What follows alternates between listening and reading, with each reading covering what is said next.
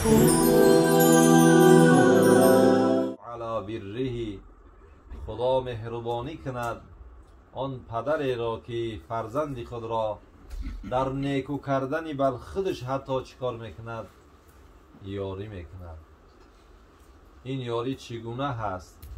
برادران، پیش از اینکه ما و شما فرزنددار بشویم لازم این هسته که خودمون پاک بکنیم و صالح بکنیم. برادر عزیز، خودمون پاک و صالح بکنیم، زیرا ای که از شخصیتی که غذای او از راه ناروا باشد، لباسی او از راه ناروا باشد، از او فرزندی صالح به دنیا آمدن این محال هست. ای برادر عزیز، محال هست. شخصی که با چنین حالت گرفتار می شود او در نزد پروردگار از مقبولیت محروم می شود.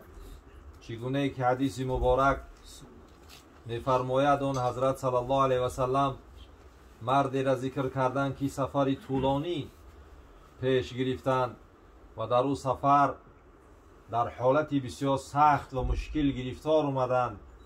اشعث اغبر میگوید که چنان شدند که دیگر موی سرش ژولیده هسته، شونه نداره که موی سرش شونه بکنه و لباسهاش پر از چرک و چنگ و خاک راه هسته. دیگر آب براش حاصل نمی شود، صابون حاصل نمی شود که لباسهاش بشو تازه بکنه. لباسها غجد، در حالتی بسیار مشکل گرفتار می شود. به زانو می زند، دست می بردارد، یا رب می گوید. اما رسول صلی الله علیه وسلم میگن ملبسه حرام و مأکله حرام و مشربه حرام. لباسش از حساب حرام است، نوشاکیش از حساب حرام است و خوراکیش از حساب حرام است. انا یستجاب له، ای کجا دعای او قبول می شود؟ او از مقبولیت در درگاه الهی محروم هسته. وقتی چنین باشه، هر یک انسان وقتی میخواه پروردگارا برای من فرزند صالح عطا بفرما، در حالت باشه که مأکلی و خوراکی و حرام، نوشاکی و حرام، لباسی و حرام باشه، از کجا دعای او قبول می شود که فرزندی صالح به دنیا بیاید؟ برای اول از همه پیش انسان باید خودش صالح بکنه، خودش صالح باشه. از صالحا فرزندی صالح به دنیا می آید. برادر عزیز،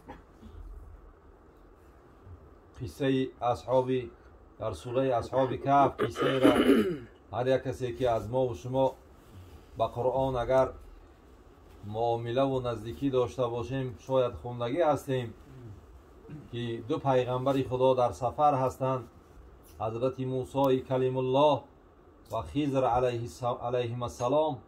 هر دو بزرگوار در یک شهر می روند که مردمش بسیار ممسک و بخیل هستند، حتی دو پیغمبری بزرگوار را مهمان نمی کنند. اما به نزدیکی دیوار میگذرند که دیوار نزدیکی چپشیدن هسته. حضرت خضر علیه السلام که از تاریخ بادرک است، طرف موسی علیه السلام میگن بیایید ما همین دیواری همیه چیکار بکنیم؟ ترمیم بکنیم. پس دو پیغمبر خدا لای میکنند برادر عزیز و دیوار را ترمیم میکنند. حضرت موسی علیه السلام که از حقیقت قصه خبر ندارند، حضرت میگن که چی میشه وقتی ما کار کردیم؟ حدی اقلی مردم به این بخیلیشون دراشون ما را میبینن میبندن، مهمانمون نمیکنن. حدی اقل در همین کاری همون ایجاره میگرفتگی شخصیت ها را، کاری مردی کار را حتی بخواهیم که با ما بتیان تا که طعام خودمون را تأمین بکنیم. اما حضرت خضر علیه السلام ها ببینید برادر عزیز، براش وقتی قصه میکند میگوید که میدونی خونه کی هسته؟ خونه مردی هست که در این خونه یتیم ها زندگی میکنند، کسی که پدرشون از دنیا رفتگی هسته و در زیر این دیوار برای فرزنداش بایگری خودش چیکار کردگی پنهان کرده تا که بزرگ بشوند و بکنن بگیرن. اگر پیش از بزرگ شدنشون این دیوار چپه بشوه، این مردمی بخیل صاحب طلاها و تنگه های و مرد میشوند. اهمیت بده برادر عزیز. چرا الله تعالی دو پیغمبرش در خدمت این خانواده قرار داد؟ الله تعالی سببش خودش ذکر میکنه و کان ابوهما صالحا، پدر اونها صالح بود. پدر صالح فایدهش در فرزند میرسه برادر عزیز. برای همین ما و شما پیش از این که بخواهیم فرزندی ما صالح شود، اول باید ما و شما پدری صالح باشیم. اگر ما صالح نیستیم، شکایت از فرزند نیست، همه عیب و همه کمبودی در سر ما و شما هسته. اگر انسان صالح باشه، اهل صلاح و خوبی باشه برادر عزیز،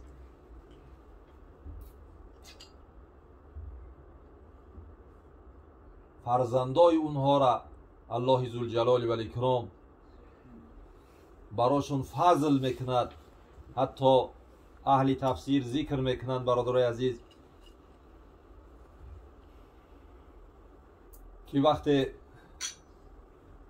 یک انسان صالح در جنت در یک مقام بلند قرار دارد و فرزنداش مقدم مقام نمیرسند، الله ذوالجلال و الاکرام به سبب صلاح پدر فرزندا را مقام عطا میفرماید تا در مقام پدرشون برسند و همراه او در جنت باشند برادر عزیز.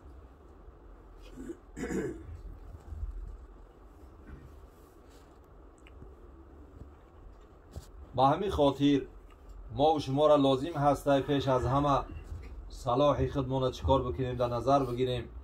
هر نوجوانی که میخواهد در این حیات مستقلانه قدم بمونه، پیش ای همه با صلاح خودش باید چیکار بکند؟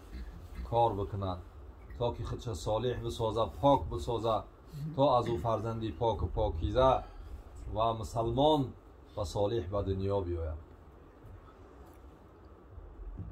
پس از این انتخاب همسری صالحه هسته برادر عزیز تا که فرزند صالح بشود. قصه ها دا میبیارد کتاب ریاض الناصحین دا قصه میکند، میگوید که قاضی مرو که در اون زمان مرو پایتخت خراسان بود برادر عزیز، قاضی مرو یک دختر زیبا داشت. میگه این دختر زیبا بسیار طلبگار داشت. پادشاه بچه ها و امیر بچه ها بسیار به خواستگاری آمده بودند، اما قاضی راضی نمیشد.